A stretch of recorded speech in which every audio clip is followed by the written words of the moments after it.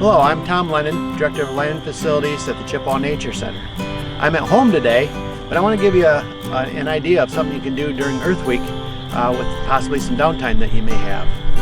Today what I want to do is talk about transplanting trees. I'm at my barn here at a location where there's actually a lot of seeds blow up against the barn, drop down, and then trees grow next to the barn. Well, I don't really want them to grow next to the barn because of foundation issues and things like that.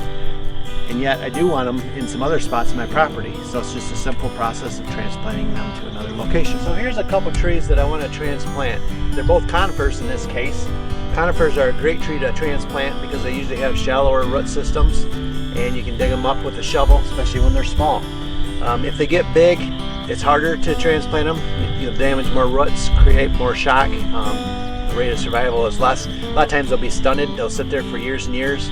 I find if you plant the small trees, get good root base, that they actually catch up with the older ones that you transplant anyway. So I tend to like to transplant the small trees like this. This one here is a white spruce. Again, great to transplant, great size. When they get larger right now, they are getting some diseases, but overall, great tree to transplant for the yard or out in the woods for wildlife cover. This one here is our white pine. This is our state tree, and you can always tell if you take one of these bundles here, they're always in groups of 5, and so you can count them 1, 2, 3, 4, 5 to make sure that they're the white pine. Nice soft needles is another indication. Grow very large, up to 150 feet. So the first tree we're going to transplant is the white spruce. What I like to do is I like to dig straight down all the way around it, outside of where the furthest limbs stick out, and then I'll try to dig around it and then get a good scoop underneath. I try to keep the soil ball together so that it kind of helps protect the roots, doesn't tear the roots, anything like that. So this is exactly what I'll do.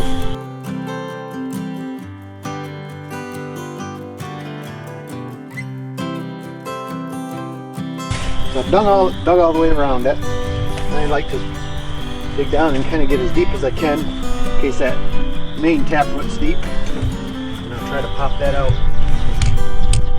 A little bit more.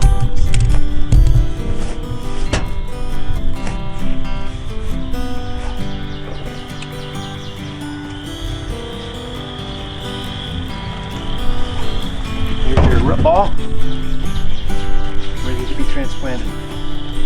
Put that in the wheelbarrow and take it to the next location. Go. So here's a paper birch. This is another, what I call early successional tree. Again, fairly shallow root system. Trees that are harder to transplant, I find, are things like the oaks, because they have such a deep tap root. Sugar maples, you can transplant them again when they're small, but again, just a little bit harder. A lot of the hardwoods would be that way. So this paper birch here, we'll do the same method. Dig all the way around it, and then try to pop it out. Location that we want to plant the white spruce, a little bit more open. They tend to like sunlight to some degree, and so I'm going to plant it here. First I got to dig a hole. I like to dig a hole a little bit bigger than what the hole it came out of. I also like to put it just a tad bit lower. That way I can have a little pocket with water. Anytime you transplant a tree, there's a little bit of shock. You've disturbed probably some of the roots, and so watering it that first year, especially if it's in a dry location, is quite important. Okay, so I'm going to transplant the tree. Again, try to grab it by the whole root ball. Set it down in there. A little bit deep in the hole, so I'll put a little dirt underneath first. I'll cover it over. Make sure that the dirt is all the way around, that there's no air holes. Air holes, again, if there's roots exposed, will dry out the roots. And I try not to put the sod back in. Try to keep with the loose soil. And I just pack it down firm around it. So again, there's no air. And that there's a good basin for water when I'm done. Then I have fencing that I like to put around the tree because of the deer. Things like rabbits, mice, all can get to it. So I've made this cage already. There's a planted tree, white spruce, with the cage to help protect it. So this site here is where I'm going to plant the paper birch. In this case, we have a bunch of little buckthorn plants growing. Those are invasive exotic species. They're not from around here. They can take over an area. Throughout the Nature Center, we have complete areas where there's nothing but buckthorn now. There's nothing under the understory, and so it creates huge problems. So I'm going to pull these buckthorn out of here, and what I'm going to do is replace it with a native tree, our paper birch. And this is a great thing to do whenever you get a chance. Remove invasives and plant natives. I pulled the buckthorn, and I got my paper birch. Stick that in the hole. And so instead of exotic species, we now have a native species here, the paper birch, that hopefully will thrive and outcompete the invasives. So here's the paper birch we planted.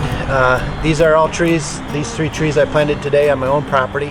At the Chippewa Nature Center, we also plant large numbers of trees and shrubs. We have an arboretum where you can come and see all the different trees and shrubs of Michigan.